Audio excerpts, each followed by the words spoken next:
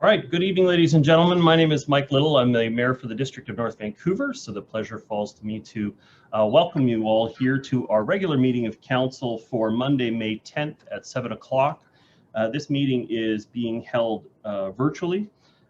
Due to that, just to comply with the public health orders, we have a resolution that is in our council package tonight, and this is a resolution to hold the public meeting without the public in attendance. This meeting will be entirely virtual, with all members participating virtually, both the public and staff.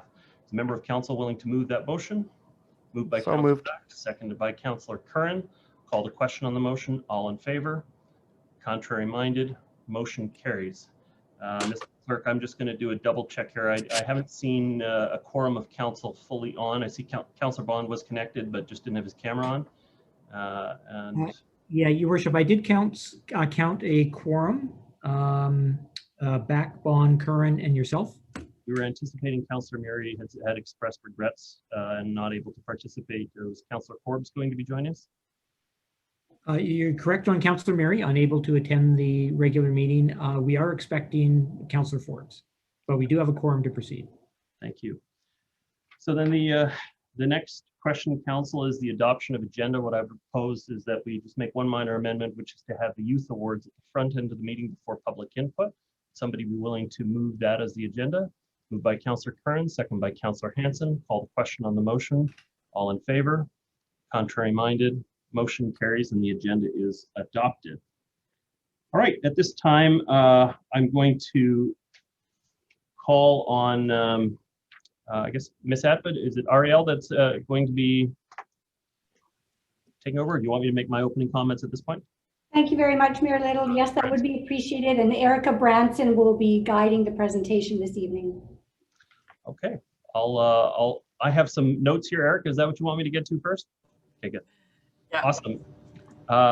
It's always an exciting time of year when we have the youth awards come forward to a council meeting. I wish we could be in person. I wish we could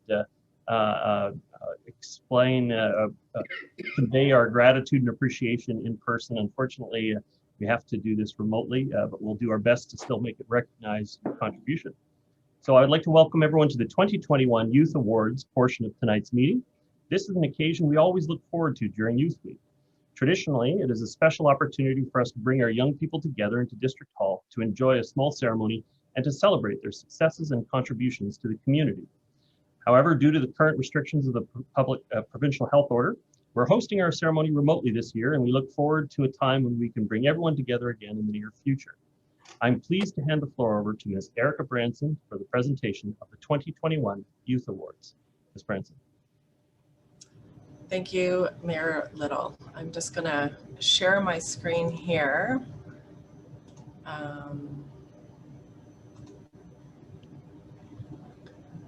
There we go. Can everybody see the presentation?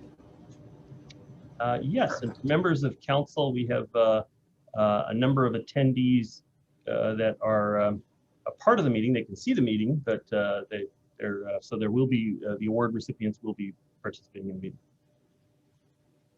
Okay, wonderful. So thank you again, Mayor Little. Good evening, everybody. My name is Erica Branson, and I am a community planner at the District of North Vancouver. I'm proud to announce the winners of the 2021 Youth Awards. Youth Awards recognize individuals aged 10 to 24 in the District of North Vancouver across 3 different categories. Youth Recognition Awards for outstanding personal achievements, Youth Community Enhancement for outstanding contributions to community, and Youth Supporting Businesses. All of our recipients this year have made an impact. They have been nominated in a variety of ways by their teachers, managers, coaches, support workers, community organizations, and even their neighbors. The first category this evening is the Youth Recognition and Outstanding Achievement Awards. This category recognizes young people who have made great personal strides, overcome personal or societal barriers, or demonstrated great skill in music, academics, art, or sports. This year's recipients are Amir Farhadpour.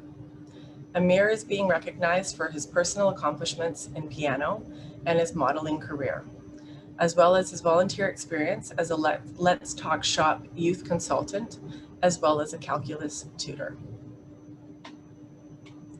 Arden Gadar Despot. Arden has been nominated by Handsworth Secondary School for her mental health advocacy and leadership on the field hockey team, where she has helped to secure spaces according to COVID-19 provisions and maintain the team's fitness for club tryouts and also university recruitment. Arya Irfan.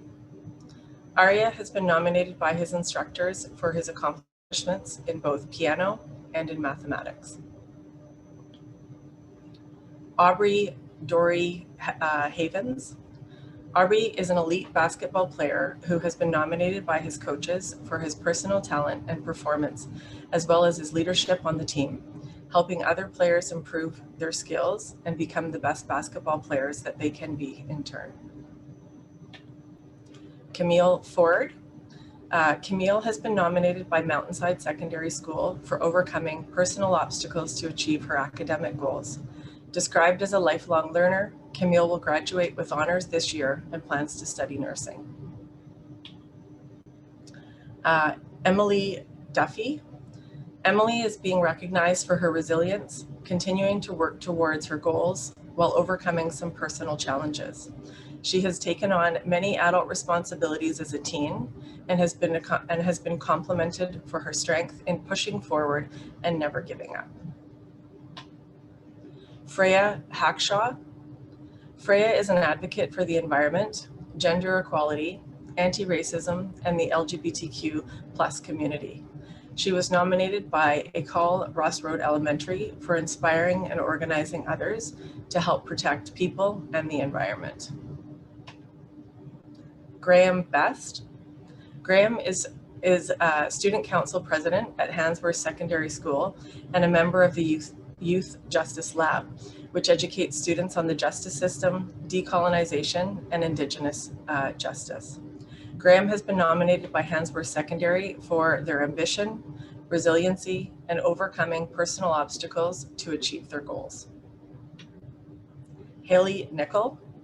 Haley has been nominated for overcoming personal obstacles to achieve her academic goals while enrolled in Capilano University's Education Assistance Program. She is known for her curiosity, drive for social justice, and empathy. Haley is a strong advocate for herself and for others. Cameron Chin. Cameron has been nominated by Windsor Secondary School for her extensive leadership experience as student council secretary, co-founder of the school's STEM club, and co-chair for the VGH and UBC youth leadership programs. She has also hosted her own fundraisers to support frontline workers. She is recognized as a champion of women in STEM and women in leadership. Lauren Wilcombe. Lauren is being recognized for overcoming personal challenges to reach her academic goals, as well as her contributions to the sport of aerial silks, volunteering over 200 hours with the West Vancouver aerial silks community. Lexi Purcell. Lexi is an elite dancer with Shift Dance Academy, dedicating upward of 10 hours per week to her training. She has represented Shift and our community at numerous community events and competitions, both locally and internationally, and brought home many awards. Luca Toby. Luca is being nominated by Parkgate Community Service Society for his kindness and conflict resolution skills. He is an inclusive preteen that goes above and beyond to include and support all children who attend programs with him. Marika Bryden. Marika has been nominated for her engagement of other youth and mediation skills. She helps to facilitate various online youth groups events at Parkgate Community Services according to the COVID-19 provisions. Mika Yagrangian. Mika was nominated by Mountainside Secondary for her leadership experience on student council and as part of the yearbook class, and for overcoming personal challenges to reach her goals. She is described as a positive and helpful role model with her peers and wants to study film at Capilano University. Oliver Punter Reinhardt. Oliver was nominated by his teachers at Mountainside Secondary for his activism and allyship with racialized communities. Oliver is hardworking, resilient, and determined to overcome personal challenges, managing a part-time job while graduating early. Sandra Mondragon. Sandra has been nominated by Mountainside for her leadership experience on student council and grad council, and for overcoming personal challenges to meet her goals. She is described as an inspiration for others and recognized for her determination and courage. Sandra has been accepted to the communications program at Capilano University. Sophie Nicholson. Sophie has been nominated by École Ross Road Elementary for her extensive leadership and volunteer experience. She generously volunteers her time to assist with coaching the kindergarten to grade 3 basketball with Van City Basketball and with Highlands Church to prepare and serve Saturday lunch for those in need. Victoria Sungri Kang. Victoria has been nominated by members of the community for speaking out about her experience with racism and discrimination towards the Asian Canadian community during the COVID-19 pandemic. Her well-written and open letter was published in the North Shore News, and we would like to thank her for helping to make the district a safer and more inclusive place. The second category this evening is the Youth Community Enhancement Award. This category recognizes young volunteers who have made positive contributions to the community by providing at least 75 hours of service on a committee or by working with a local organization or group. This year's recipients are Emma Chilinsky. Emma has dedicated upward of 75 hours with the Pacific Streamkeeper Federation, where she is involved with everything from tree propagation and planting to salmon spawner counts and the restoration of Maplewood Creek. Jonah Louie. Jonah volunteers his time collecting bottles and cans in all weather conditions and donating the funds to organizations such as Jumpstart, the Lionsgate Hospital, and Vancouver Hornby Island Food Banks. Over the past 3 years, he has raised over $2,500. Matthew Coffin. Matthew's skill with live streaming and video recording played a key role in helping his school adapt to the challenges of COVID-19, bringing events, musical theater productions, and music classes online. Windsor Secondary recognizes him as a troubleshooter and problem solver. He even taught his production teacher how to control this new technology. Megumi Burrell. Megumi is a quiet leader who truly embraces the spirit of community. She volunteers her time towards a variety of causes, including sewing masks for seniors during the pandemic, serving hot meals to those in need, and volunteering with children at summer camp. Reina Liao. Reina has volunteered countless hours to the Sea Cove Secondary Band Program. Not only is she an exceptional musician, she also tutors and teaches free weekly lessons. Samantha Mills. While overcoming physical health complications, Samantha volunteers countless hours of her time towards coaching volleyball. She has trained and coached over 200 kids in the last 4 years, contributing immensely to the local volleyball community overall. Sho Burrell. Sho's community service record spans a range of experiences and causes, from serving meals to the homeless to mentoring young students as they learn Japanese. He is also a lighting operator at the Deep Cove Stage Society and works as a ski instructor. Our final category tonight celebrates businesses that do an exceptional job of hiring, training youth, or otherwise providing opportunities, funding, support, or services to young people in the District of North Vancouver. This year's recipient of the Youth Friendly Business Award is Deep Cove Kayak. Despite the challenges of the COVID-19 pandemic, Deep Cove Kayak went to great lengths to help deliver great summer camps all throughout the summer. Year after year, Deep Cove Kayak has dedicated itself towards giving local youth summer jobs and invests in the growth of its young employees. Congratulations again to all the winners of this year's Youth Awards. And I'll pass it over to Mayor Little.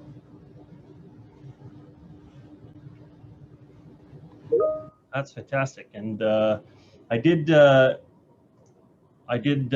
invite everybody into the main meeting here, just so we could see each other's faces. If you have your camera on, you can unmute for a minute, and we'll just. I just wanted to make sure that everybody knew how much we appreciated all of the work that you've done in the community. All of the young people, you're such a great inspiration. I'm a parent of 4 young kids myself, and I got to tell you what's super exciting is that some of the kids in this group are peers of my kids, and so it's really great to see you guys growing up and becoming leaders in the community.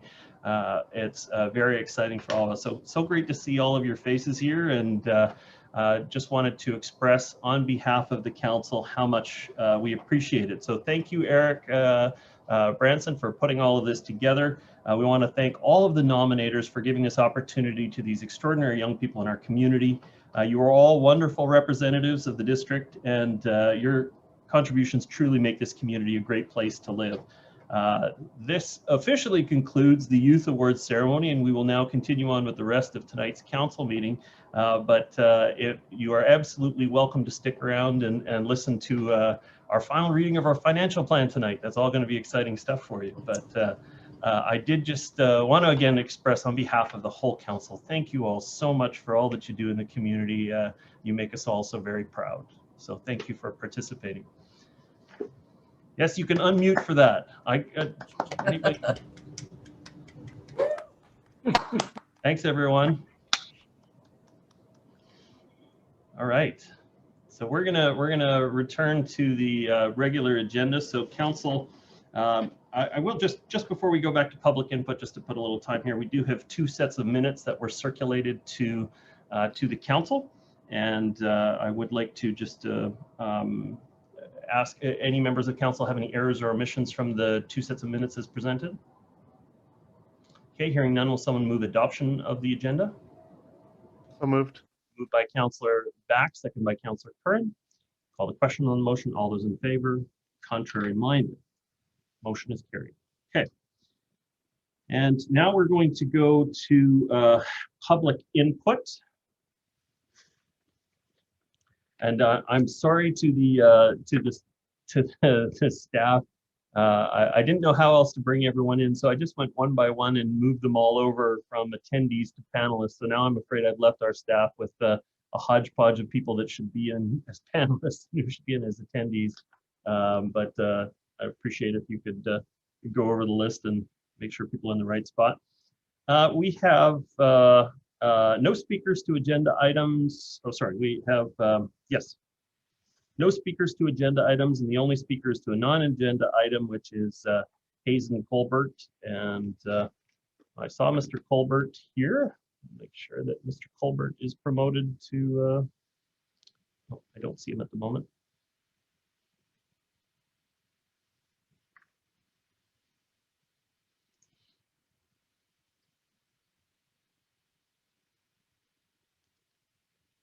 There we go. There's Mr. Colbert. Mr. Colbert, can you hear me?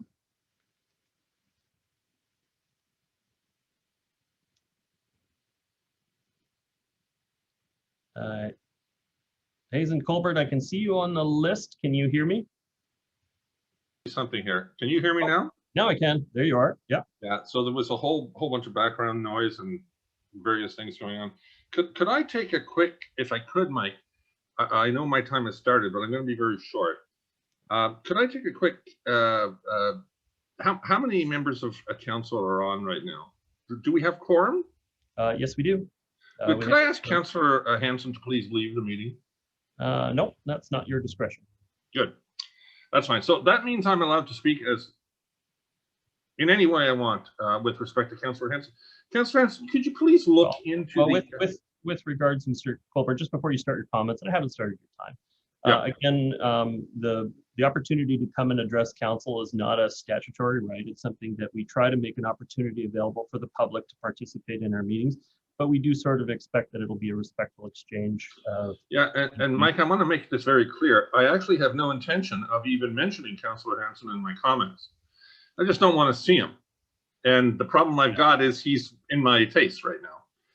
So I'm going to start your time now. So you're gonna start my time. Look, I've talked to this council about what I refer to as the big idea.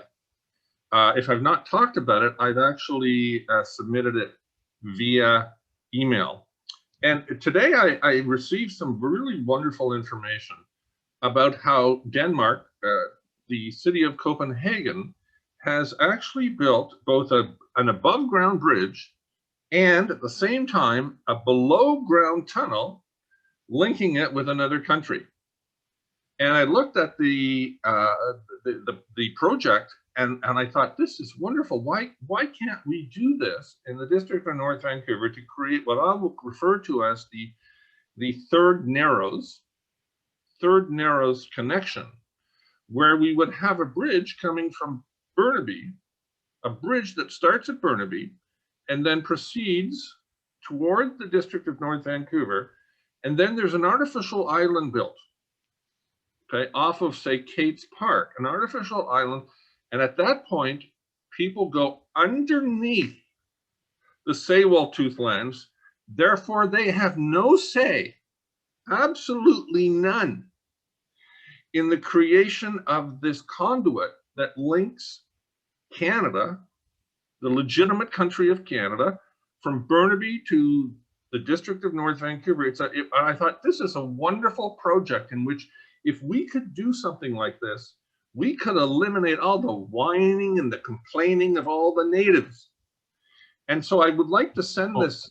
I would like to send this to council. I thought, because I thought this project in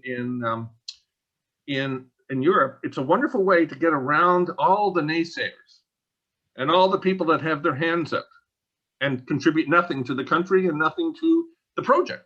So that's what I would like to do. I'd like to send this to council, and I call it the big idea. It would be wonderful if we could have this type of project take place.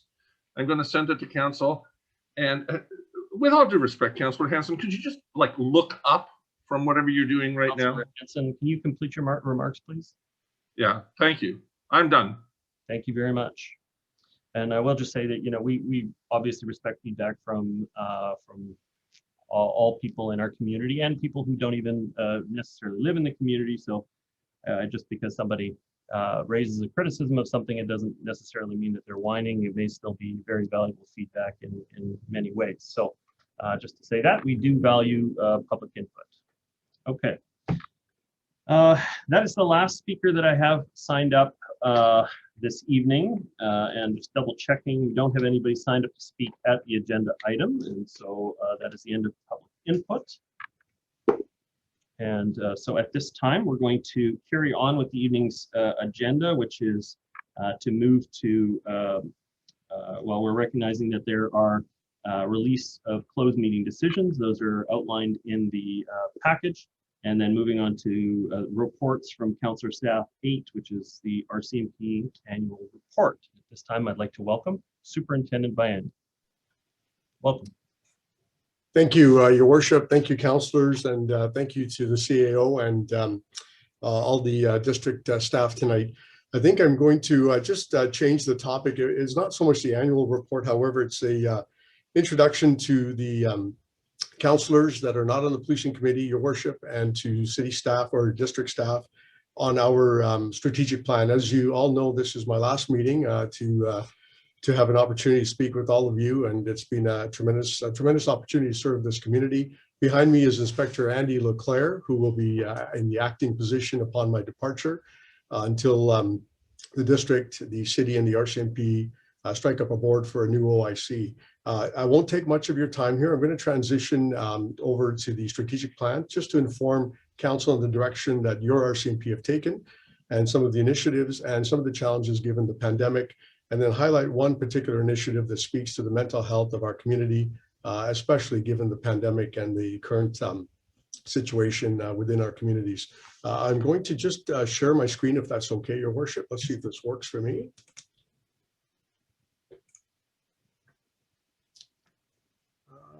Can you, let's see, here we go. Can you see that, Your Worship? Yes. Okay, perfect. This is the first time I've done that. So prior to my arrival here in 2019, in January and February, there was the backgrounder to the strategic plan was there was some consultation with the community, an internal survey conducted with our internal external stakeholders as well. And the police committee provided some input in what they would like to see, what are community priorities for the district and the city of North Vancouver. Upon my arrival here in mid-2019, I built a 2019-2021, a really short strategic plan, just adding on to what the previous OIC had started in his work here. The plan has now changed. In fact, we're now extending it to 2023, given some of I guess the things that did not transpire, the initiatives that were kind of stuck during the pandemic. The plan consists of 4 strategic objectives, and these are objectives that are identified by you, by your constituents, by our internal and external partners as well. The first being improving road safety. And without getting into the granular details, I'll give you the 30,000-foot view here. We're looking to decrease road injuries by 5% year over year, increase volunteer participation, increase traffic enforcement, and increase youth education with respect to new drivers, alcohol, and drug impairment. And we have 3 pillars for each of the objectives: education, prevention, enforcement. Public Safety Canada has made it very clear that enforcement should not necessarily be the first pillar. There's an opportunity here to save money, to save downstream costs in the area of prevention, education, and intervention. Our second objective is improving a sense of security. This is the visibility in public spaces such as Phipps Exchange, such as the C-Bus terminal, such as Lynn Valley following the terrible tragedy that occurred just over a month ago. Increasing our crime prevention participation with our volunteers, with our community. Decreasing our response times. Currently, the industry standard for response times to 911 is under 9 minutes in North America. We are close to that. My goal was to come down under 9 minutes. I'll give you another example in terms of our calls for 911 or calls for non-emergency. An average North Vancouver resident will have to wait 26 seconds or less for their non-emergency call to be answered, or 4.6 seconds or less for a 911 call to be answered by our dispatch, compared to other agencies such as Ecom. And I will say Ecom because this is the data I have. Sometimes it's upwards of 45 minutes when you're calling for non-emergency from non-North Vancouver dispatch centers, so any of the other centers in the Lower Mainland. Also to increase joint enforcement initiatives such as the commercial vehicle inspections of trucks traveling through North Vancouver for safety, and transit police officers working with us to check folks coming into North Vancouver that maybe are up to no good. Again, the 3 pillars of educate, prevent, enforce. Our third strategic objective is to partner for social change. This is a really interesting one. It speaks to improving services for our mental health clients, increasing diversity and inclusion. An example of that is the creation of our IDEA committee, the Inclusion, Diversity, Equity, and Advisory Group for the district and the city of North Vancouver, including our First Nations partners. Reducing greenhouse gas emissions. This we do by a couple of ways. We've purchased a number of e-vehicles for the detachment, as well as responding to calls for service by way of online reporting, saving us upwards of an hour of drive time, sometimes back and forth, to take very, very minor complaints that can be responded to online. And increasing trauma-informed policing, in other words, recognizing that when we do stop a member of a BIPOC community, for example, there may be some trauma that they have experienced from dealing with the police in the past. And how do we ensure our police officers recognize this when we're approaching communities that are have suffered this type of trauma in the past? 3 pillars again. And our fourth final objective is to optimize people capacity. This is the internal, the first 3 of the external pillars. This is the internal pillar here, increasing resiliency supports for our police officers. Following the incident in Lynn Valley, I know community wellness centers were struck up for the community, which was fantastic. However, for our police officers, we don't have those types of things that we can do here. So we brought in psychologists. We ensure that they are provided training in the area of building up their resiliency. We increase staff wellness. We're trying to make sure that there's less sick days taken by our membership. And when they do need the time off, we do provide that time off for them. Decreasing absenteeism. The RCMP provide mental health wellness days, and we encourage our staff to take advantage of that. And then increasing crisis debrief supports, not just for the police, but for the city employees that work for us as well. I'll give you an example of one project currently underway that I'm very proud of, and this is referred to CAR 67 or CAR 87 in the community, in communities like Surrey, Vancouver, We're calling it the Integrated Outreach Team. It's being led by Corporal Neil Jones from our mental health unit. And we currently have a 90-day pilot project. This is the RCMP and Vancouver Coastal Health in partnership. And this is responding to those calls for service when there are people in crisis. And we know what happens sometimes when people in crisis, the police respond, and it ends up in a tragedy because our police officers are not necessarily trained to deal with people in mental health crisis and that are going through some terrible things in their lives, and we're responding, and we don't necessarily understand exactly what we're responding to. So this is the pairing of a nurse 1 day a week. It's a 90-day pilot that's coming to an end soon. The mental health unit, Vancouver Coastal Health, thank you to them for providing us this nurse. I can provide a police officer 24 hours a day.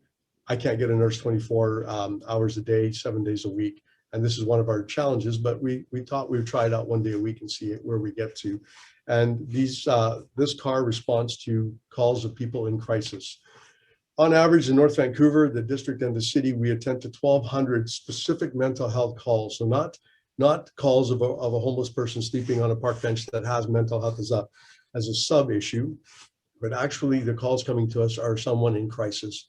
We make 4 to 5 mental health calls, attendance to 4 to 5 mental health calls a day, of which 600 to 700 of these people are, we don't call it arrested under the Mental Health Act, it is apprehended and transferred to Lionsgate Hospital for certification and admission.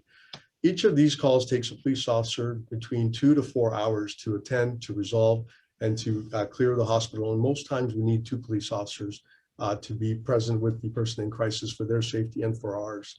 We've seen a 30% increase in 2021 in 2020 and 2021 with COVID related, possibly. We need to do a bit of a deeper dive, but I have no doubt the pandemic has contributed to the crises that we are observing in our community.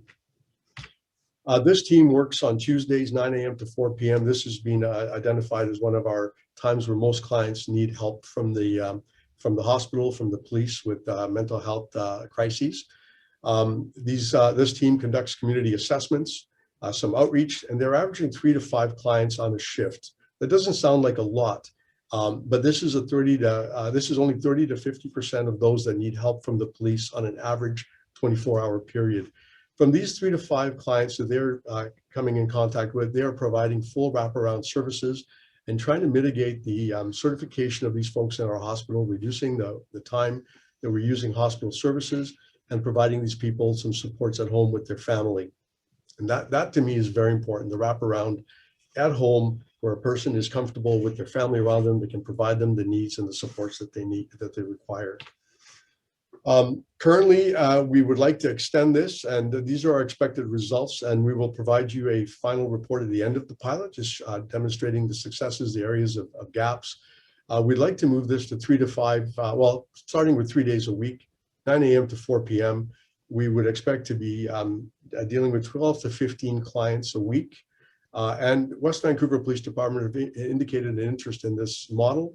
Therefore, 1 day, a West Vancouver police officer and the nurse would attend calls across the North Shore, and another day would be North Vancouver and a nurse across the North Shore, including West Vancouver, through a formal MOU. They're very interested in this model, and it will support them and also some of the reduction of time they spend in the hospital.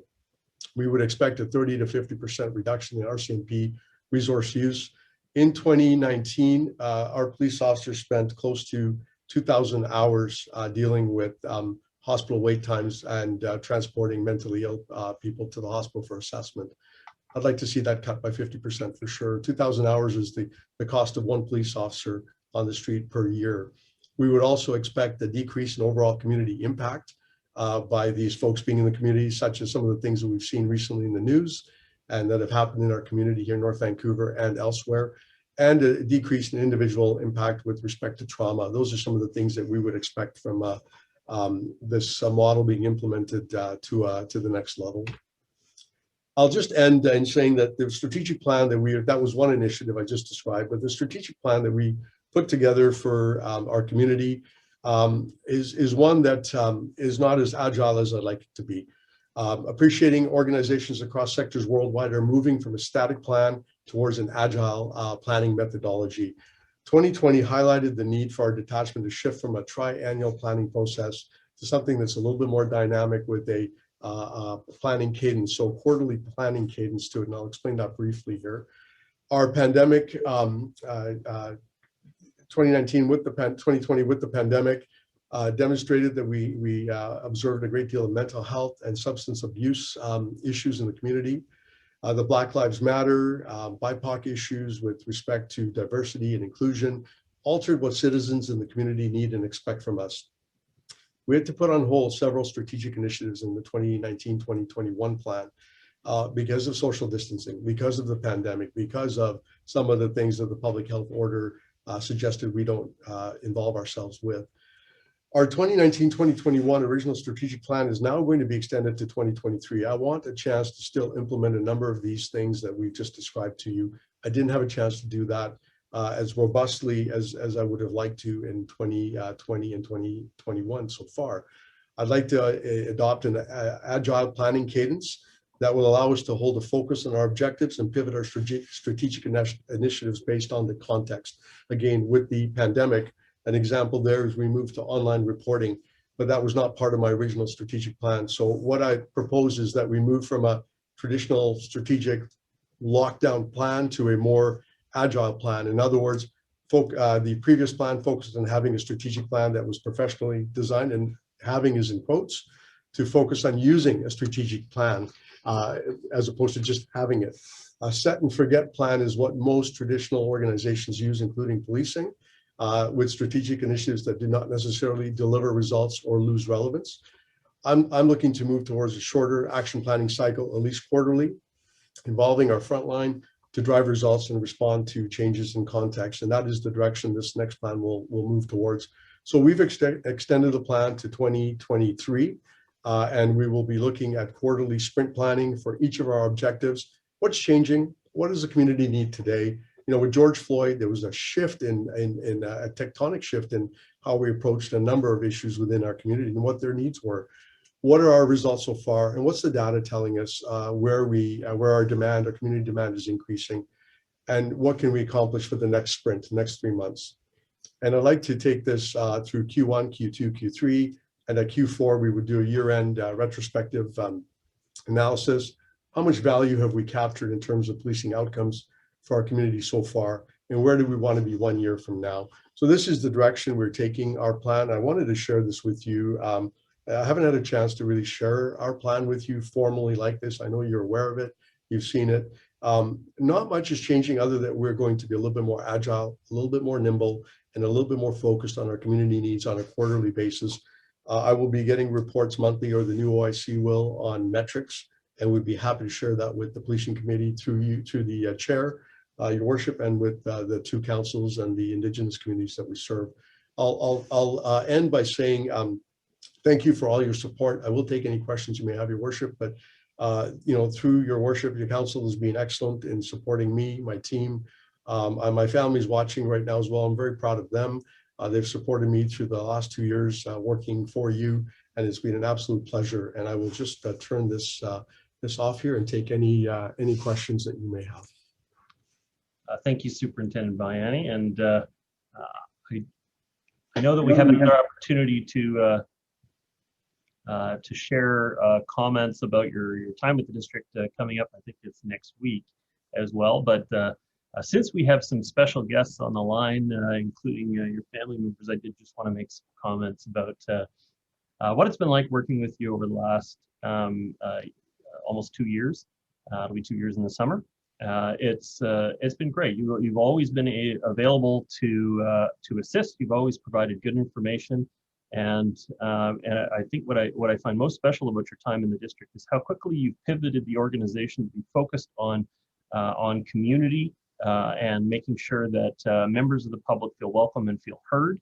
And you know, just a specific item that I wanted to share with the public, just to sort of highlight that, something I mentioned at the police committee meeting the other day, is that when our community was definitely in need at the tail end of March, when we had the stabbing attack in Lynn Valley, not only did you provide great resources and great coordination between yourself and other policing agencies and emergency responders at the event, but after the fact, I had a business person come up to me and say, you know, one of the officers went around and just assured all of my customers that it's safe in Lynn Valley, and that they're welcome back to the space, and that the police would do everything they could to make sure that the space was safe for the public to enjoy.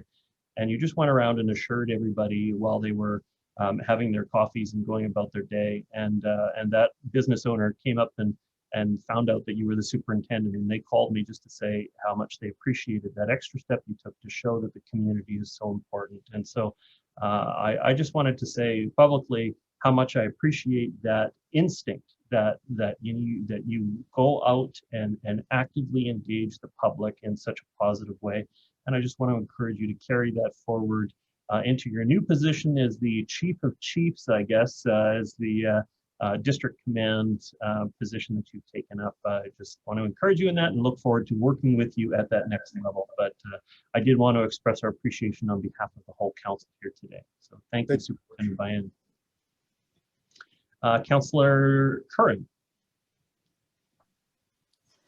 Thanks, Mayor Little, and thanks, Superintendent Bayani. I just wanted to acknowledge that we have had some very challenging, open conversations about what we want, where we have mutual agreement on what we value and what we want to see in our community, and I would definitely encourage and hope that the person replacing you is as open and as humble and to having those challenging conversations about the ongoing and historical impacts of colonialism, how policing is experienced far differently by many different folks in our community. And I certainly appreciated that, and I'm glad that you'll still be there because I think those conversations, I can tell you, frankly, have not always been easy at different levels of government. So I do appreciate your openness to have those challenging conversations. I think we need to do a lot more of that. And I look forward to continuing to work together on solutions. I am curious if you could speak a bit to those statistics are quite shocking because everyone is someone's life, right? And I think especially with people dealing with mental health, it's not just the person, it's the person's family. And so there's a lot there. And I'm just wondering what sort of themes we need to be focusing on for why the breakdown is happening, because we ultimately don't want to see policing used in areas where we need stronger supports, societal support systems in place. So I don't know if you could speak a little bit to that, like you've had a firsthand experience that many of us never will with lots of different folks in our community, and what can we do more to provide a better nurturing community so that there aren't as many emergencies at that level. Thank you, Councillor. And there have been challenging discussions you and I have had, and through your worship, if I can address the question there. I think some of the North Shore is very rich in services, very, very rich. When I say rich, not in the financial sense, but there's an abundance of services here. I just don't think they're appropriately aligned, in my view. Many of these folks are not getting all the wraparound they need at one time, one place. They have to travel to many different places. And it's challenging at the best of times when you suffer from mental health issues to try and go from resource A to someone that's giving you something from resource B to going to the food bank because you've got some homeless issues going on and substance use issues going on. I think better alignment is something that I'm working for here through my relationships, or was until this point here with Vancouver Coastal and the Hope Center and our other community service organizations. So I encourage that as number one. Number two, I also encourage the folks that want to serve and want to help. There's a number of agencies out there.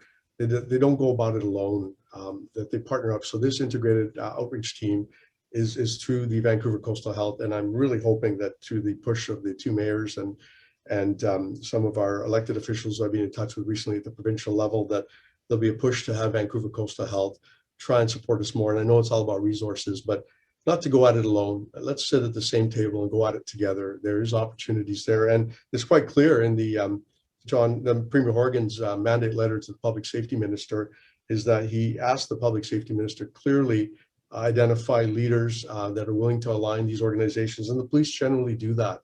but we shouldn't be the ones to be doing that every single time. There are the healthcare sector and the intersectionality between healthcare and criminal justice. There's that Venn diagram piece in the middle. I think the healthcare sector has collided with the policing and the criminal justice system, which means that we end up over-policing a population that we shouldn't be over-policing, that we should be actually supporting from behind the scenes here. So I would just say that better alignment, and that could require some navigation through council, through some, not necessarily bylaws, but through some, just some guidance for these folks. You're the leaders in the community. You're leading your communities to the next 5 years and 5-year cycles. And so I would just ask that that be a bit of a priority when we talk about getting people together. It's not about I want to win, it's we all want to win together. So I hope that speaks to a little bit to what you're asking for, Councillor. Yeah, thank you. So where can you tell everyone a little bit about your new position, where you'll be located? Interesting, through your worship, Chief of Chiefs is a little bit appropriate there, I think. So my new title is the Lower Mainland District Assistant District Officer. And so in other words, the Deputy Chief for the Lower Mainland RCMP detachments, excluding Surrey, Burnaby, and Richmond, because that's the rank I'll be holding as Chief Superintendent. I'll be responsible still for North Vancouver and the OIC, wherever that is in North Vancouver, and providing an operational mentorship role to the 28 communities, including everything from Boston Bar to Whistler, Sunshine Coast, UBC, Coquitlam, Maple Ridge, Langley, North Vancouver, and everything in the middle there as well. So my hope is to continue with some of the initiatives we started here and to see if I can branch that out to those other detachments for consistency across the Lower Mainland, in particular, diversity, equity, inclusion, in particular, mental health, and building the internal capacity so we can serve externally better for the community. Thank you. And I guess my last piece is just going to say I'm going to give a plug for PACT, because I know that we're just early days in that program, but it's, for everyone knows, it's just a peer-assisted crisis program that the RCMP is working on with Vancouver Coastal Health and North Shore Mental Health Association, the Canadian Mental Health Association at our branch. And so it is, I think, encouraging to see some more collaboration in regards to different supports in our community. So thank you for that. And I'm going to be in touch. We've got a system to change. So thank you. And I look forward to continuing those hard conversations. Thank you. Councillor Kern, Councillor Back. Yes, thank you, Your Worship, and thank you very much, Superintendent Bayani, for your presentation tonight. Just wanted to comment on a couple of things. The integrated outreach team is definitely something that I'm supportive of, and I'm really glad to see that we're doing this pilot. I've heard it being described as the mental health tsunami that is going to be starting, with mental health needs coming out of the pandemic. And so I think it's just so important that we are doing work in this area, and the fact that you're looking to potentially partner with West Vancouver to make it a North Shore solution, I think is a really great thing. Also, the way you're looking at strategic planning and going away from that traditional strat plan that gets put on the shelf to one that's constantly evolving to serve the needs of the community, I think is a really great approach.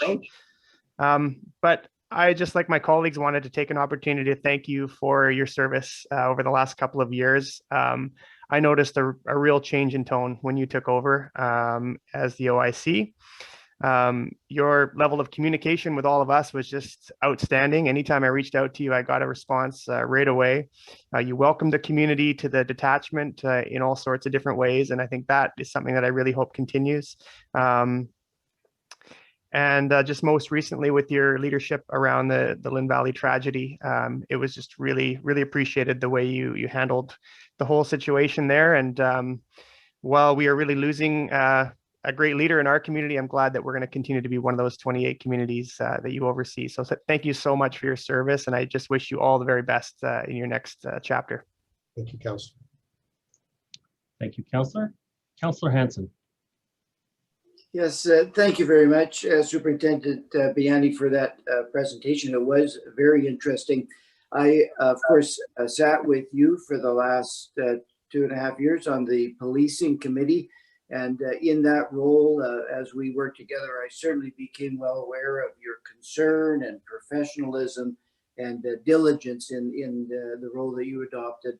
as Superintendent of North Vancouver RCMP. And I thank you for that service. I wish you all the best, Superintendent Bayani, in all your future endeavors. And I would also like to wish your successor well, and I look forward to working with your successor on the police board. Thank you all very much. Thank you, Councillor. Okay, thank you, Council. Councillor Forbes. Thank you. I too would just like to thank you very much for all the leadership and the openness and the connecting of community with the police force. It paid off in spades in such a short time. And again, that really showed when we had the tragedy in Lynn Valley. And I can't say, I'll also say the same thing that Councillor Back said, was that I noticed a shift too. And you just seem more open, and we seem to be more on the same page. And I really, really hope, I like the IoT idea, and I really hope it does expand. And I think that's where things have to change. We have to put responsibilities where the trained for that particular circumstance, those trained for that go there, and that doesn't always require the services of your force. It requires mental health as well. So I just really want to thank you for what you did. I'm disappointed that you're leaving, but you're not really leaving. So I hope that you'll come back to council too, even after you're in your new job, because I really wish you a lot of success, and your family as well. Thank you. Thank you, Councillor. Thank you, Councillor Forbes. And I see no further speakers on the matter.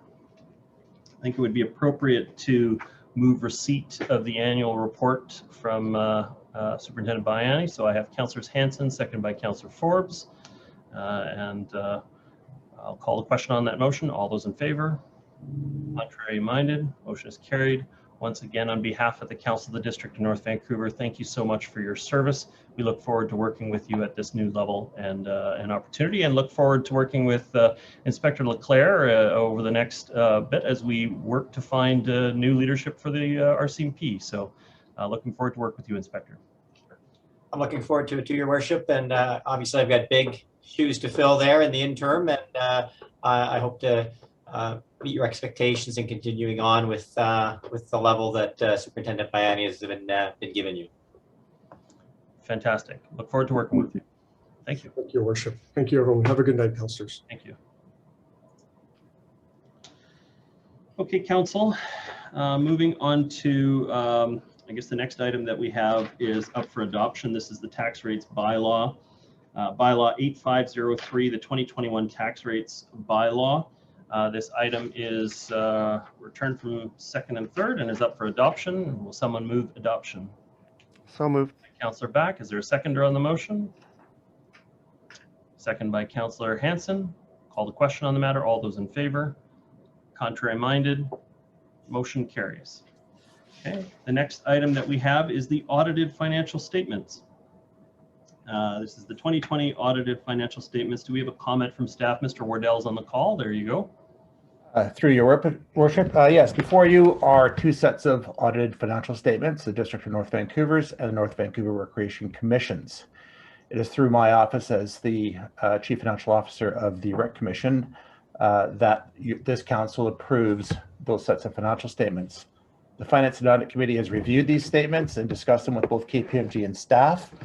Council's approval is a provincial statutory requirement under the Financial Information Act. Thank you. Thank you, Mr. Wardell. Any questions from council? Councillor Bond? I was just going to move the recommendation. Okay, recommendation is moved by Councillor Bond. I'm happy to second. Okay, Councillor Bond, any further comments? Yeah, I'd just like to add that this the audited financial statements has gone through a process with the Finance and Audit Committee, which Mayor Little, Councillor Forbes, and I sit on, and we've received presentations from the auditors, KPMG, as well as presentations with staff. We council are at the committee, we're able to review the audit findings as well as at the beginning of the process, the audit process. And the audit report came back clean, which is a good sign as always. And it's been consistent for many years, at least as many years as I've been on council.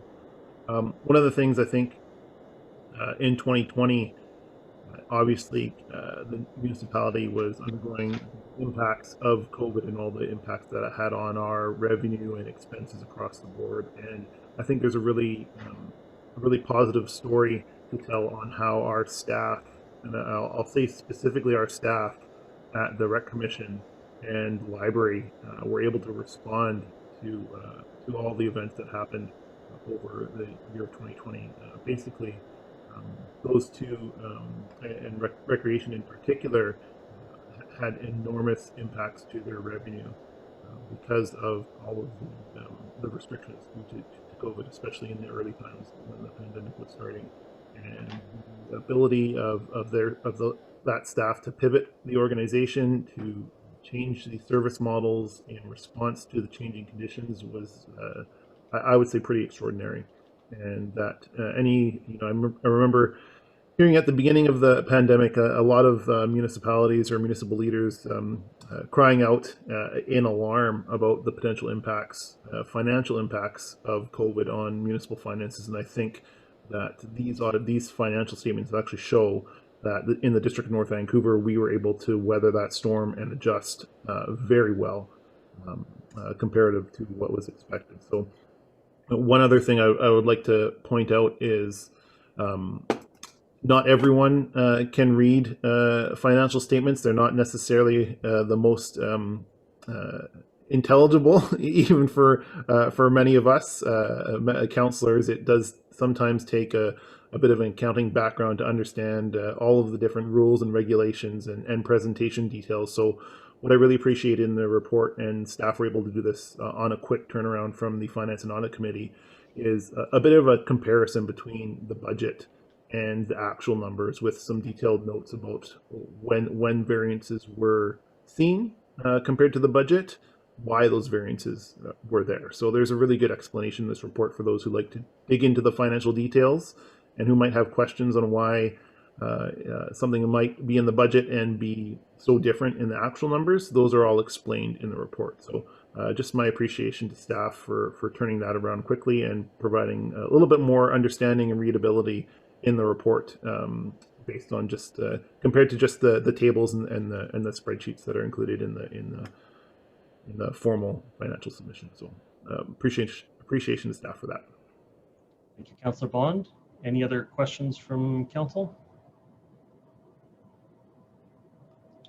Okay, hearing none, I'll call the question on the motion. All those in favor? Contrary minded? Motion carries.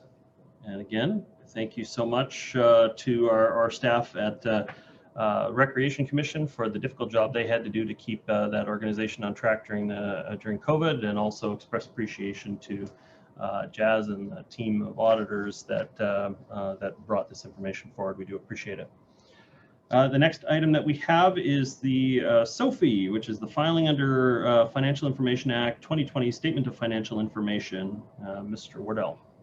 Through your worship to council, the SOFI is the second statutory filing requirement this evening. The essence of the SOFI is it lists council's remuneration and expenses. It lists staff pay greater than $75,000 per staff member and suppliers that the district does business with greater than $25,000. Those are the thresholds that are set within the SOFI requirements. They haven't changed since 2002, so the lists do tend to grow and get bigger each year. The one thing I would point out in this report, and it's not in your package, but it's in the background information that Finance and Audit had, is that this year was a bit unique in that once every 17 years we have 27 pay periods instead of 26. So the numbers rose and peaked up a little bit this year, and I expect them to dial back a little bit down next year. So over to you. Yeah, so you'll make it look like there's a reduction next year by doing that, right? I would expect. Good. Always good in an election year. Members of the council, I'm happy to move the recommendation on acceptance of the SOFI. Is there a seconder on the matter? Second by Councillor Back. Just my own comments. Again, I would like to restate that I think the threshold is too low for staff. The purpose of the SOFI was to give us better scrutiny of the higher paying jobs, and in 2002 or whenever that number was sometime, well, it's more than 10 years ago anyway. It was set at a level that I think did reveal the more senior positions, senior management and up. But as inflation, as wages have moved, it's representing some fairly rank and file positions within the District of North Vancouver, just because of inflation, as they say. And so I think it would be more effective if it was moved up to a higher level and therefore highlighted the wages and executive compensation, rather than having it all mixed in with quite a number of rank and file members within our staff. I don't know that they need to have the public scrutiny with their name attached necessarily. I don't know that that's appropriate, but it might be more effective if they moved it to perhaps to $100,000 in future. So. But that is not the question on the table here today. This is, I think that everything looks like it's in order, so I will be supporting the recommendation. I think Councillor Back, you were the seconder. Any comments? No, Your Worship. Okay. Any other comments from council? Okay. Hearing none, I'll call the question on the motion. All those in favor? Contrary minded? Motion carries. Thank you so much. The next item we have is item 8.5. This is specifically council remuneration and expenses paid during 2020. Mr. Wardo. Through Your Worship to council, this is the third statutory filing requirement for the night. It is a separate report on council remuneration and expenses paid during 2020. This requirement comes under Section 168 of the Community Charter, not the Financial Information Act. This document will reside for public viewing until June 30th, 2022 at District Hall. So, through Your Worship. Thank you very much, and I'll be moving this as well. Is there a seconder on the motion? Okay, Councillor Curran. Just my own comments on the matter. Again, this represents a year where items were being managed virtually. Many of our area association conferences, instead of being located with people in person together, they're being handled virtually, which means no travel expenses. So I expect this to go back up over the next year.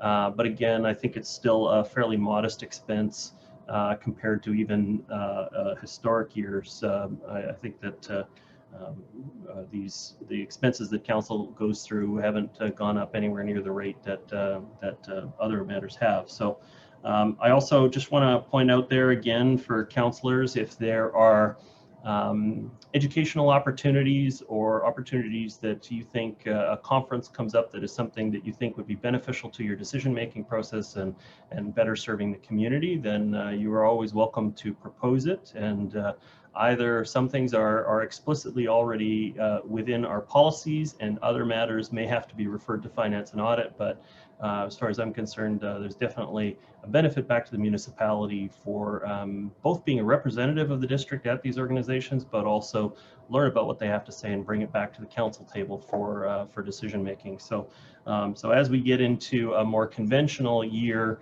I hope that councillors will be looking for opportunities to get educated on new and upcoming issues, and also represent the district with different organizations.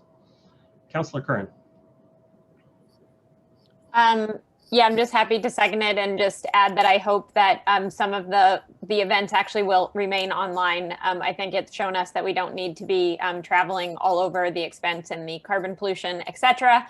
So hopefully some of these events, particularly the climate ones, will be done virtually. I know it's nice to see people, but I think that we've learned there's a lot more we can do.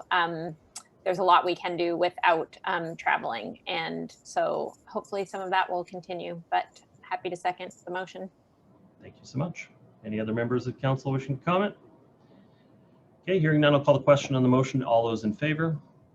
Contrary minded? Motion carries. Okay. And now for something completely different. We have we're on to item 8.6. This is bylaws 8486, 8487, and 8488 OCP rezoning and development cost charges waiver for West 16th supportive housing. And this matter is up for adoption at this time, so no debate, council. Is there a mover for the motion? I think Councillor Curran, I saw your hand. Is there a seconder on the matter? Councillor Hanson.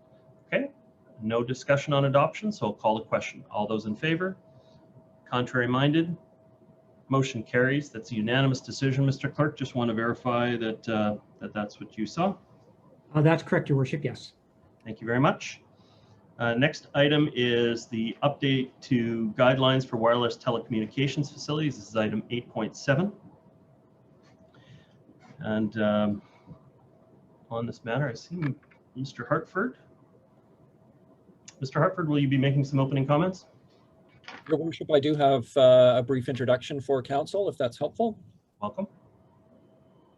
Your Worship and members of Council, staff have undertaken an update to the district's corporate policy regarding telecommunications facilities. There are 3 components to the package for consideration by Council this evening. The updated policy on the guidelines, which includes procedures for review of telecommunications applications, amendments to the district's policy regarding public consultation for development applications, and an amendment to the fees and charges bylaw to add appropriate fees for this new application type. If adopted, the new policy would replace the district's existing telecommunications policy, which does not align with current federal government regulations. It's important to note that the ultimate authority for placement of telecommunications equipment rests with the federal government. Under federal guidelines, applicants must engage with an affected local government, and the local government has the ability to suggest preferences on location and design, but the local government cannot prohibit an installation. The proposed new policy would serve as a guiding framework for the district's evaluation of these proposals. The new policy is intended to provide greater clarity for staff and proponents during district review and provides updated procedures for public consultation. The main change from the old policy is to discontinue the use of form and character development permits in the review of most telecommunications installations, as the district does not have appropriate guidelines against which to measure these types of installations and has little legal control over the appearance of the equipment. The use of these types of development permits has not been ideal in the past. The new policy proposes to retain the use of development permits where appropriate, such as for rooftop screening or for larger equipment buildings. And guidelines for these purposes already exist in the district's OCP, so no changes to the existing guidelines are proposed. The new policy breaks review of applications into 3 streams based on the type of equipment and whether the installation is proposed on land that is owned by the district. The first stream is for smaller scale, less impactful applications, something like adding an antenna to an existing DC hydro tower. These types of applications can be evaluated by staff relative to the guidelines in the policy. Larger scale applications, such as a new telecommunications tower, would fall into Stream 2 and be reviewed by staff and then presented to Council for comment to be provided to the federal regulator. Stream 3 applications are either small or large applications on district land that would require a lease agreement to be considered by Council. In terms of the updated notification requirements, the policy requires notification for Stream 2 and Stream 3 applications. As an example, for a tower proposal, a notification area 6 times the height of the tower would be required. A 50-meter high tower would require a notification area of 300 meters. For other types of equipment in Stream 2 or in Stream 3, we would use a 100-meter notification area, which is the radius typically used in other types of development applications. The new policy would require coordinated notification for proposals with a lease agreement, and that's to avoid notifying people once for a lease and once for the equipment. Depending on the nature of the input received in response to notification, an applicant may need to hold a public information meeting, and that would be conducted similar to other public information meetings for other types of development applications. To support the new policy framework, the district's existing fees and charges bylaw is proposed to be amended to add 2 new fees: a fee for a telecommunications facility application in the amount of $4,255 and a public notification fee of $1,855 that would apply in situations where there is not the $4,000 application, but the district still has some costs associated with notification. So in summary, the proposed framework is intended to help clarify the district's jurisdiction relative to federal government regulations, streamline the review process, and bring procedures into alignment with other types of development applications. The updated policies are recommended for approval this evening, with the associated fees and charges bylaw amendment recommended for first, second, and third readings. Thank you. Thank you very much. Is there a mover for the matter? I'm happy to move it. Is there a seconder? Let's see, Councillor Bond. Yeah, and we'll just comment on the mixture of things. So it's because one part of what we're considering tonight is the bylaw. That's why you're getting first, second, and third, and then adoption will be on an additional evening. And the other 2 items are the simultaneous rescinding of a corporate policy and replacement of with 2 new corporate policies, which is why those are going straight to approval. That would happen immediately. There is no need for first, second, third, and adoption on matters that are policy. So yeah, I think that this better aligns with the de facto situation in our community. We were probably under the DP process giving the impression that the municipality was the decision maker in a lot of these spaces, and we were not. I think this policy also better differentiates between spaces that are within our jurisdiction and spaces that are on our land, which I think is important to make that distinction. But I think also, you know, you just want to make sure that the spaces that you're seeking public input are the ones that you can actually use the public input to affect the decision. And so I think this better represents that going forward as a policy. So I'll be supportive of the policy document. I believe the seconder was Councillor Bond. Do you have any further comment? Not much to add other than that this is obviously a lot of detailed staff work behind the scenes on this one. Whenever you have a very technical matter like this, I know it's a lot of hard work done by staff on the jurisdictional review and seeing what other municipalities and what aligns with both other municipalities' standards and their processes, but also with all the existing federal regulations that govern this area of approval. So, appreciate the work with staff. I think we had a workshop on this some time ago, either a workshop or a presentation in a different format. I'm not sure if that was on this council or a previous council, but I do remember us having a workshop on this, and it looks like that these policies, as the mayor has said, do align with what's expected in our community. Thank you, Councillor Bond. Councillor Curran. Thanks to staff. Just a couple questions. Mr. Hartford, you mentioned that this was required to become compliant with federal changes. Could you explain what the change was?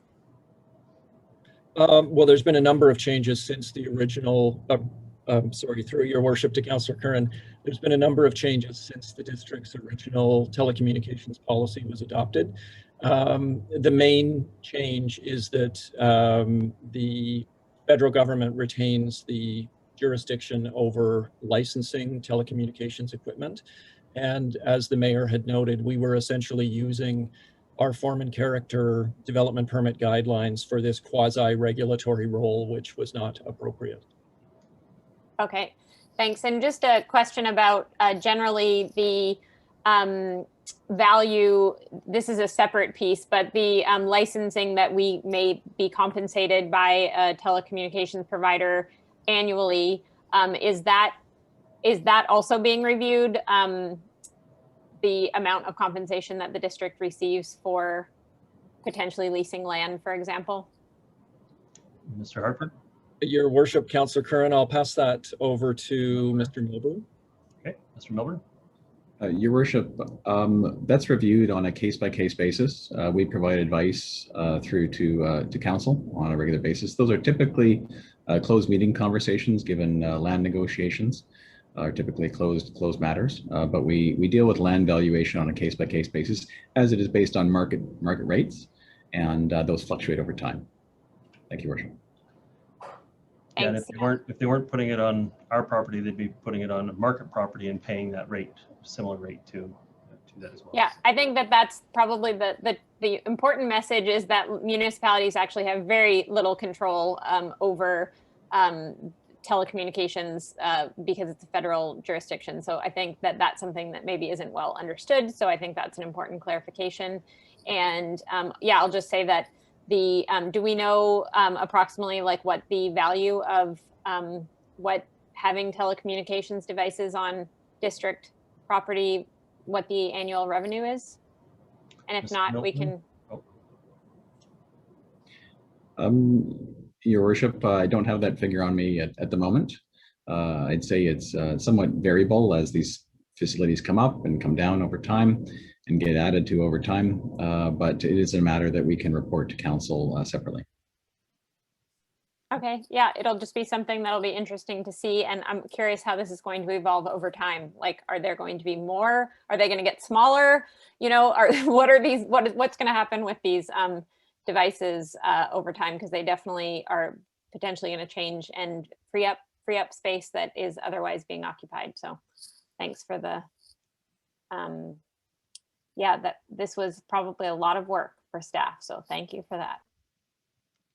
We could probably do a whole night on 5G and where you have to put it and what materials it goes through efficiently and which ones it doesn't and why you have to have them in the position. So, but it's you know, as the technology changes, we've been able to adapt. I wish that they would have better service up here at the hall because I have to leave my office to use my cell phone by standing out in the parking lot, and also there's a dead spot up at Queens and 29th, and every time I drive through it, I drop a call. So we need to modernize our telecommunications equipment in the community because people come to rely on it.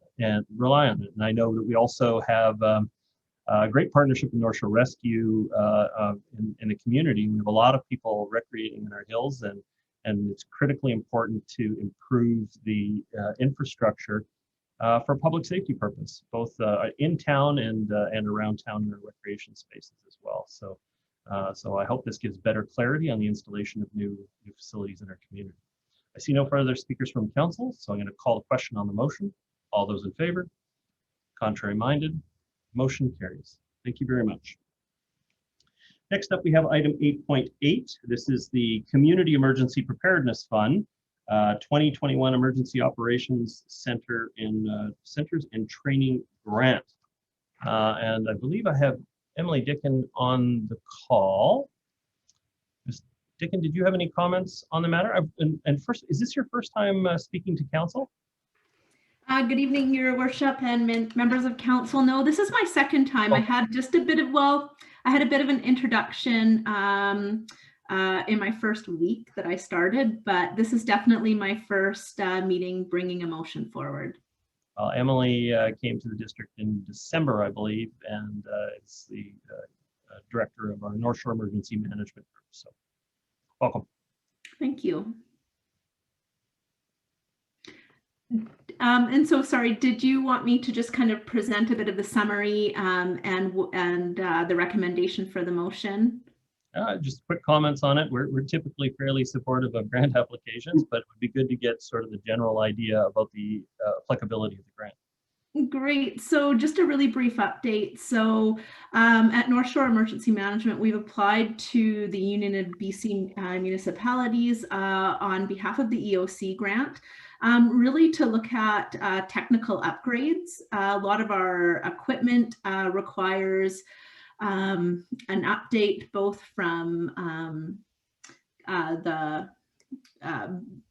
the hard electronic retrofitting, so an investment in iPads and a bit of a movement around technology, as well as supporting some of the electronic upgrades to the various different web interfaces that will allow us to better align with the District of North Van and then support a tri-municipal operational space as we move forward. So this grant is essentially just a way for us to maintain the basic upgrades of our EOC and make sure that we're functional and operational moving forward.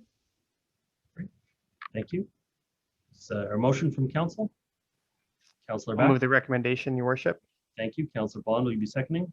Yeah. Councillor Back, any comments? No, other than to welcome Ms. Dickin. Thank you. Councillor Bond, any comments? The only comment I'll make, I'm former chair of the North Shore Emergency Management Office, continue to support this incredibly important function in our community. The trilateral district, West Vancouver, City of North Vancouver, District of North Vancouver is really the only way to address emergencies on the North Shore. And most emergencies know no political boundaries, and they affect all of our communities. And the critical mass we have with all three municipalities preparing and planning together and better coordinating responses, I think just serves our community very well. I did also want to just say, following the incident in Lynn Valley, I just wanted to express my appreciation to the North Shore Emergency Management Group for doing the both in-person and online counseling service. That was a great impromptu response from the emergency group to look after the mental health of people after that significant tragic event in our community. I don't think it's something we've really done like that before, and so it was really great to see the coordination to roll that out in the community. For those that weren't aware, there was an in-person space set up down at Karen Magnuson Arena, and people who were struggling to cope with the impact of the incident, both workers who were present there, members of the public, people who are directly impacted, could stop by the space in the week after the event and talk to a counselor. I did go by this space, and I noted that there were a number of people who weren't quite ready to go in and talk to a counselor, but they wanted to talk to someone, and there were volunteers outside, and people just came up and chatted with the volunteers, as well as a number of people going in and getting the assistance that they needed. But I just wanted to say I really appreciated the volunteer work of the Emergency Social Services Group, and also the leadership from the North Shore Emergency Management team. So thank you so much for what you guys did to help our community in its time of need. We do appreciate it. Thank you, Mayor Little. It was an absolute privilege to play a small piece of contribution to the community and to the broader space of the North Shore. Thank you. Council, I see no further speakers on the matter, so I'm going to call the question. All those in favor?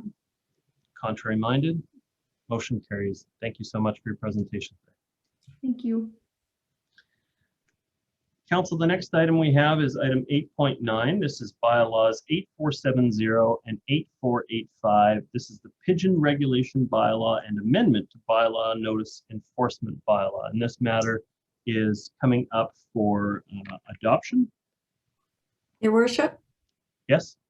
I'd like to excuse myself from the meeting for this bylaw. Okay. Councillor Forbes is absenting herself from. Your Worship, can we just clarify if it's recusing yourself for a possible conflict of interest? We'll need a reason why there's a possible conflict of interest, or if it's just excusing yourself from the meeting. No, it's to be consistent with all the times I've excused myself before. It's because of the conflict of interest. And could we, for the record, we need the nature of that conflict of interest? I didn't do this at the last meeting. Why is it required at this meeting? Yeah. At the last meeting, I believe you and Councillor Mary stepped away prior to arriving at this item. So you left the meeting without declaring a conflict of interest. Here, you're apparently declaring a conflict of interest. Mr. Stewart, can I just get a clarification? Your Worship, I think what Councillor Forbes is just saying that she's going to absent herself from this vote. She's not going to declare whether in fact she's in conflict of interest or not, because I think that's not in her interest given the circumstances. So she just basically stating to council that she's not going to vote on this, and she's entitled to do that. Correct. To clarify the record, Your Worship, she did mention conflict of interest earlier. We just have to clarify that. So it is not a conflict of interest. Councillor Forbes is just leaving the meeting. Yes. I'm not going to vote on this. Okay. I will accept the matter. This item is going to be up for adoption, and I expect us to be talking about reports fairly shortly after, but you've decided to absent yourself for this portion of the meeting. That is your choice. Okay. Thank you. So moving on to the item, again, this is the pigeon regulation bylaw, and it is up for adoption, returning from second, third. I'll be moving the recommendation. Is there a seconder on the recommendation? I have Councillor Hanson. Okay, call the question on the motion. All those in favor? Contrary minded? Motion carries and the matter is adopted. Okay, on to reports. Council, would anybody like to present a report? I've got Councillor Hanson first. Councillor Hanson, go ahead. Yeah, thank you very much, Your Worship. I was recently approached by Doris Ma, who is the co-founder of the Stand with Asian Coalition, which is an organization recently formed to address anti-Asian racism. The group sought proclamations from local governments and were quite successful in doing that, in proclaiming today, May the 10th, 2021, the inaugural day of action for anti-Asian racism. And of course, this body voted at the commencement of this council term that we would no longer engage in proclamation. So as such, the district was not in a position to facilitate a proclamation around anti-Asian racism and a day of action. But I told Ms. Ma and the Stand with Asian Coalition that I would raise the issue in a council report, and by doing so lend my voice and the voice of our council and of our community, I believe, in this important campaign against anti-Asian racism. Thank you. Thank you very much, Councillor Hanson. Would anybody else like to make a report? Councillor Bond. Thanks, Mayor Little. I just wanted to make a quick report on the Metro Vancouver Housing Committee. I attended the last meeting, which is on May 5th. We didn't have a meeting in April, so it was our first meeting in about 2 months. Just a small amount of policy work that we did.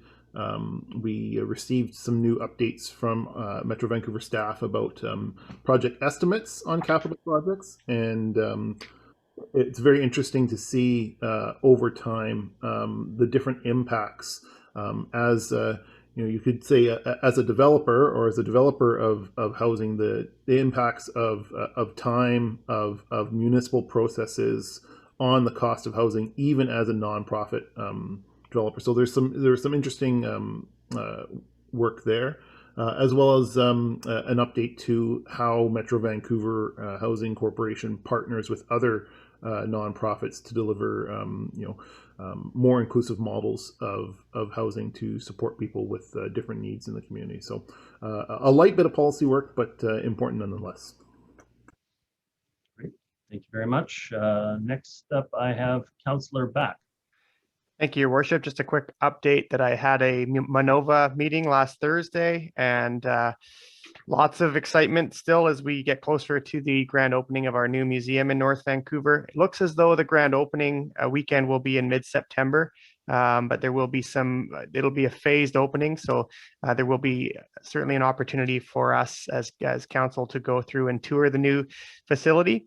And just wanted to point out how, the museum is engaged in different things that are happening in the community. Most recently, the tragedy in Lynn Valley, where one of our commission members, Alice Gus from the Squamish Nation, went up and actually did a blanket ceremony with our Director of Library Services, just to start to kind of to bless the staff, her representing the staff, of course, and open up that space again.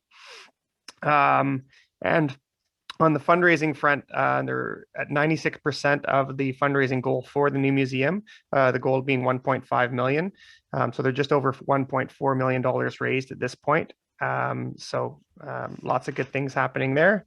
And Also wanted to comment on my attendance at the Lionsgate Hospital Foundation. They had of course, they couldn't do their annual gala, but they had a virtual gala on Saturday night, and went just a 1-hour virtual presentation with a variety of musical acts, and it was really well done.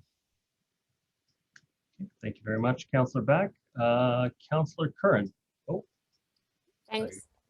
Yeah, I was trying to turn that hand off so fast. On the receiving end from the library board, I just wanted to express the thanks for that beautiful offering from the blanket ceremony, and just to say that the impacts will be long lasting, of course, for this in our community and for library staff who were exposed to that. And we are working on a presentation for council with some suggested updates to the physical space to sort of acknowledge what's happened. And so council, stay tuned for that. And then also the library board was thrilled to be able to announce the elimination of late fees. And that is thanks to council for supporting that initiative and the leadership from the board and staff to get it happening. So thanks for that. There's another way to eliminate your fees. Just don't return your stuff late. Interestingly, there's a really great, some people have been chiming in with ways they've seen other places handle late fees. So you have like reading assignments, like you have to read your way out of late fees, and some creative ideas that are coming forward. But yes, of course, we all try to. We just don't want to, keep people out of the library because they have late fees. I can report there was a $1 late fee paid from our household last week, so just squeaked it in there. We have had some late fees around our household. The worst was for a book that was lost, unfortunately, but I guess that's still in play. Still in play. Yeah, Councillor Hanson, I see your hand up. Was that from before? My apologies. I'll take it down. Okay, I'll just make a couple of quick reports here.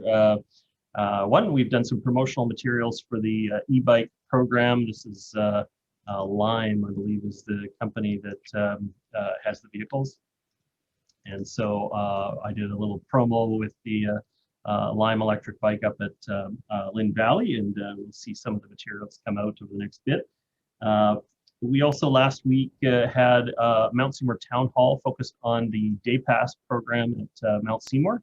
And the province was getting some consultation on the matter. The event was hosted by Susie Chant, the MLA for Seymour, and it was very well attended. And unfortunately, though, a lot of people gave their initial comments about the Day Pass, and it quickly moved into people wanting to talk about District of North Vancouver parking policies in general. So there's obviously a lot of demand in the community to talk about that issue, and I assure them that we're doing our best to give additional tools to our staff to be able to respond to the overwhelming numbers of people that are coming to the community, make sure that they have an opportunity to land and park in the community if they need to, they have a chance at it.